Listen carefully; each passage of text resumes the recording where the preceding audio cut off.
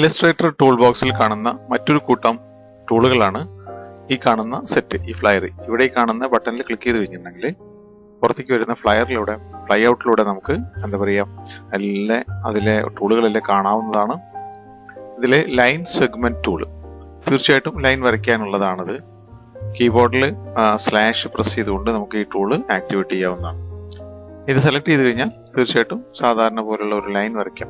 ഇങ്ങനെ ലൈൻ വരയ്ക്കുന്ന സമയത്ത് ലൈന് താഴേക്കും മുകളിലേക്കും ചരിഞ്ഞെല്ലാം പോകാൻ സാധ്യതയുണ്ട്. ഇത്തരം സന്ദർഭത്തിൽ മുൻപ് നമ്മൾ പഠിച്ചതുപോലെയുള്ള ഷിഫ്റ്റ് കീ പ്രയോഗിച്ചു കഴിഞ്ഞാൽ, ഷിഫ്റ്റ് കീ അമർത്തി പിടിച്ച് വരയ്ക്കാൻ ശ്രമിച്ചു കഴിഞ്ഞാൽ അത് സ്ട്രെയിറ്റ് ലൈനായിട്ട് നമുക്ക് ലഭിക്കുന്നതാണ്. അതുപോലെ തന്നെ ഷിഫ്റ്റ് പിടിച്ചുകൊണ്ട് ചരിക്കാൻ ശ്രമിച്ചു കഴിഞ്ഞാൽ അത് ഒരു 45 ഡിഗ്രിയിൽ കൺസ്ട്രെയിൻഡ് ആയിട്ട്, അതായത് കണ്ടോ, ഇപ്പോൾ 0 ഡിഗ്രിയിലാണ്, ഇപ്പോൾ 45 ഡിഗ്രി, 90 ഡിഗ്രി, വീണ്ടും അങ്ങനെ ഒരു 45 ഡിഗ്രിയുടെ കൺസ്ട്രെയിനിൽ ഇത് ലൈൻ നമുക്ക് ലഭിക്കുന്നതാണ്. ലൈനിന്റെ സ്ട്രോക്ക് ഒന്നുകിൽ അത് സെലക്ട് ചെയ്തിട്ട് 2 സ്ട്രോക്കുകളിലൂടെ സെലക്ട് ചെയ്തിട്ട് ഒരു തിക്നെസ് കൊടുത്താലേ കാണുള്ളൂ. അപ്പൊ നമ്മുടെ ലൈനുകൾ നമുക്കിങ്ങനെ ക്രിയേറ്റ് ചെയ്തെടുക്കാനായിട്ട് സാധിക്കും. ഇനി ഈ ലൈനുകൾ ഇവിടെ തീർച്ചയായിട്ടും സ്വീകാര്യമായ രീതിയിൽ ഇങ്ങനെ ആങ്കർ പോയിന്റ് സെലക്ട് ചെയ്തുകൊണ്ട് നമുക്ക് കണക്ട് ചെയ്ത് വരയ്ക്കാനും സാധിക്കും. ഈ ഡ്രോയിങ് പോലെയുള്ള പ്ലാനുകൾ, ഡ്രോയിങ് പോലെയുള്ള സംഗതികളെല്ലാം വരയ്ക്കാനായിട്ട് തീർച്ചയായിട്ടും നിങ്ങൾക്ക് ഉപയോഗപ്പെടുത്താനായിട്ട് പറ്റും. ഈ ലൈനുമായി വരുന്ന ആട്രിബ്യൂട്ടുകളെ തീർച്ചയായിട്ടും ഒന്ന് ലൈനിന്റെ കളറാണ് വരുന്നത്, പിന്നെ രണ്ടിന്റെ വെയിറ്റ് ആണ്. കളറ്, സ്ട്രോക്ക് ലൈനിന്റെ കളറ് വരുന്നത് നമുക്ക് ഇതിൽ നിന്ന് സെലക്ട് ചെയ്യാം. ഇവിടെ നിന്ന് സെലക്ട് ചെയ്തുകൊണ്ട് നമുക്ക് കളർ ഏത് വേണമെന്നുണ്ടെങ്കിലും സെലക്ട് ചെയ്ത് കൊടുക്കാം. അതുപോലെ തന്നെ അതിന്റെ വെയിറ്റ് ആണിത് കാണുന്നത്. ഈ വെയിറ്റ് ഈ ലിസ്റ്റിൽ 100 വരെയുണ്ട്. ഇതിനിടയ്ക്കുള്ള സൈസുകൾ തീർച്ചയായിട്ടും നമുക്ക് ആവശ്യമുള്ള ടൈപ്പ് ചെയ്ത് കൊടുക്കാം. ഉദാഹരണമായിട്ട് ഇവിടെ 12 കഴിഞ്ഞാൽ 14 ആണുള്ളത്. 13 ആവശ്യമാണെങ്കിൽ നേരിട്ട് ടൈപ്പ് ചെയ്യാം. 13 എന്ന് ടൈപ്പ് ചെയ്താൽ മതി, പോയിന്റ് വേണ്ട, എൻ്റർ പ്രസ് ചെയ്യാം. അപ്പോൾ അതിനനുസരിച്ചിട്ടുള്ള ലൈന് നമുക്ക് ലഭിക്കും. ലൈനുമായി ബന്ധപ്പെട്ട് ഒരു പാലറ്റ് തന്നെ നമുക്കുണ്ട്, അത് പരിശോധിക്കാം. ഇവിടെ സ്ട്രോക്ക് എന്ന് പറഞ്ഞിട്ടുള്ള ഒരു പാലറ്റ് ഉണ്ട്. ആ പാലറ്റിലൂടെ ലൈനിന് വിവിധ തരത്തിൽ കൺട്രോൾ ചെയ്യാനും സാധിക്കും. അതൊക്കെ എങ്ങനെയൊക്കെയാണ് വർക്ക് ചെയ്യണതെന്ന് നോക്കാം. അപ്പോൾ അതിനായിട്ട് വിൻഡോയിൽ പോവാം. ഇവിടെ ഏറ്റവും താഴെ കാണുന്ന സ്ട്രോക്ക്, കീബോർഡിൽ കൺട്രോൾ F10 പ്രസ് ചെയ്തുകൊണ്ട് ഇത് നമുക്ക് പുറത്തേക്ക് കൊണ്ടുവരാനായിട്ട് സാധിക്കും. ഇതാണ് സ്ട്രോക്കിന്റെ പാലറ്റ്. ഈ സ്ട്രോക്ക് പാലറ്റിലൂടെ ഏതൊക്കെ തരത്തിലുള്ള മാറ്റങ്ങളാണ് നമുക്ക് ഒരു ലൈനിന് കൊടുക്കാനായിട്ട് പറ്റുകയെന്ന് നോക്കാം. ഈ ലൈൻ ഉദ്ദേശിക്കുന്നത് ഈ ലൈൻ മാത്രമല്ല, മറ്റ് ഒബ്ജക്റ്റുകളുടെ എല്ലാത്തിന്റെയും ലൈനുകളെ അല്ലെങ്കിൽ ഔട്ട്ലൈനുകളെ, പൊതുവിൽ അതിനെ പറയുന്നത് പേര് പാത്ത് എന്നാണ്. ഇവിടെ നോക്കിയാൽ അറിയാൻ പറ്റും പാത്ത്, കണ്ടോ. ഈ ഒബ്ജക്റ്റിന്റെ മാത്രമല്ല മറ്റുള്ള ഒബ്ജക്റ്റുകളുടെയും ലൈനുകളെ നമുക്ക് പാത്ത് എന്ന് വേണമെങ്കിൽ പറയാം, കണ്ടോ. അത് സെലക്ട് ചെയ്ത് എന്റെ ഫില്ല് നന്നാക്കിയിട്ടാണ് മനസ്സിലാക്കാൻ വേണ്ടി മാത്രം. അപ്പൊ ഇവിടെ എന്താ പറയാ,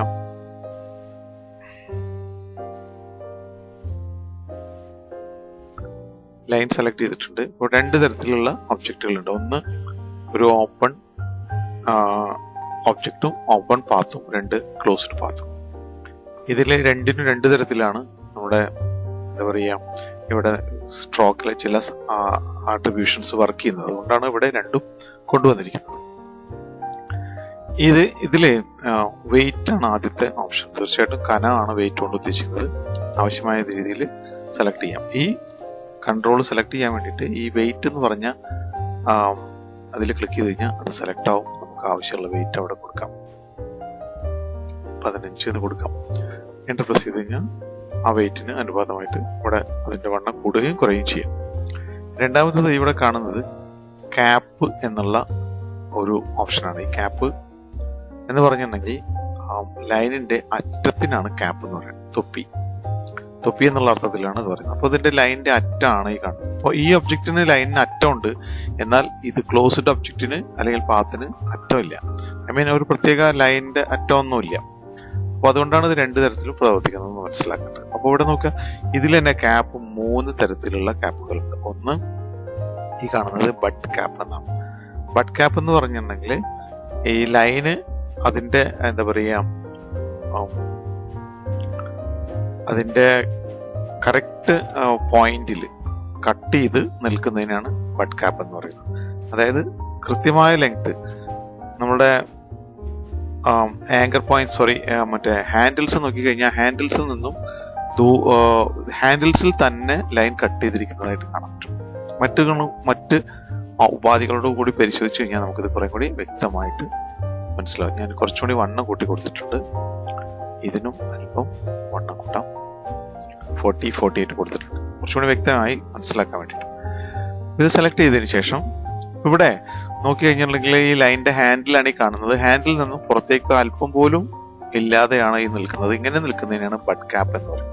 ഇതും അങ്ങനെ തന്നെയാണ്. നമ്മളിവിടെ വർക്ക് ചെയ്തതും ബഡ് ക്യാപ്പിൽ തന്നെയാണ് നിൽക്കുന്നത്. എന്നാൽ ഇത് സെലക്ട് ചെയ്തുകൊണ്ട് ലൈൻ സെലക്ട് ചെയ്തുകൊണ്ട് ഞാനിവിടെ ഇതിന് റൗണ്ട് കൊടുത്തു. ഇപ്പോൾ ഇവിടെ ശ്രദ്ധിച്ചാൽ മനസ്സിലാവും ഈ ലൈനിന്റെ ലെങ്ത്തിൽ നിന്നും ഇതിനൊരു റൗണ്ടഡ് ആയിട്ടുള്ള ഒരു എഡ്ജ് വന്നിരിക്കുന്നതായിട്ട് കാണാൻ പറ്റും.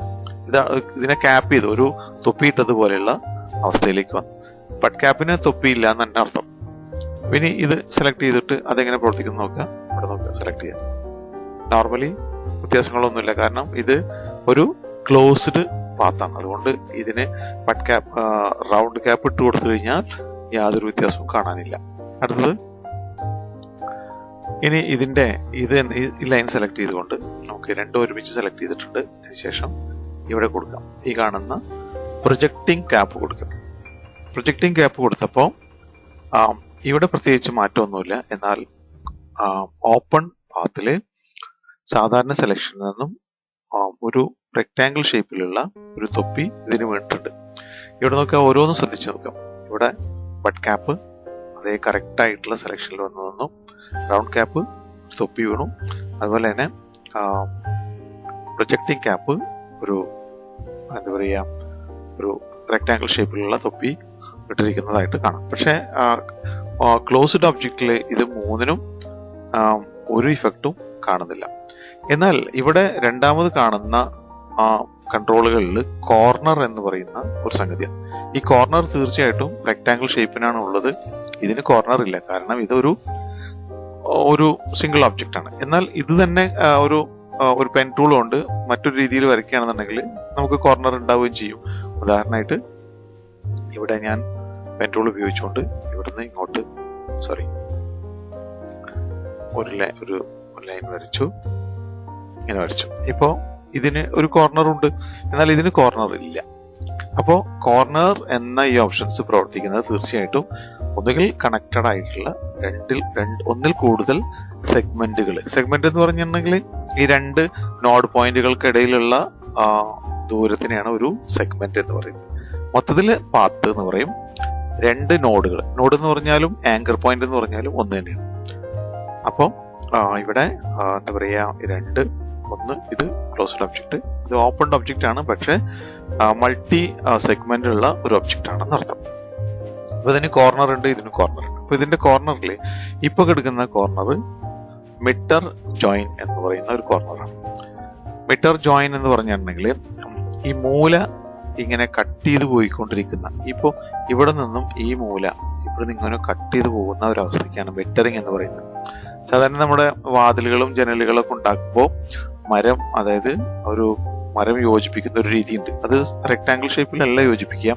അതിന്റെ മൂല അതിന്റെ എൻഡ് ഒരു 45 ഡിഗ്രിയിൽ കട്ട് ചെയ്ത് രണ്ട് സൈഡിലത്തെ മരത്തിന്റെയും ഒരു 45 ഡിഗ്രിയിൽ കട്ട് ചെയ്തതിനു ശേഷമാണ് അത് യോജിപ്പിക്കുന്നത്. അപ്പൊ ഒരു കോർണർ ടു കോർണറിലേക്ക് ഒരു ലൈനായിട്ട് നമുക്ക് മിക്കവാറും വാതിലുകളെല്ലാം ശ്രദ്ധിച്ചു കഴിഞ്ഞാൽ നമുക്ക് കാണാൻ പറ്റും. അതിനെയാണ് ഈ മിറ്റർ എന്ന് പറയുന്നത്.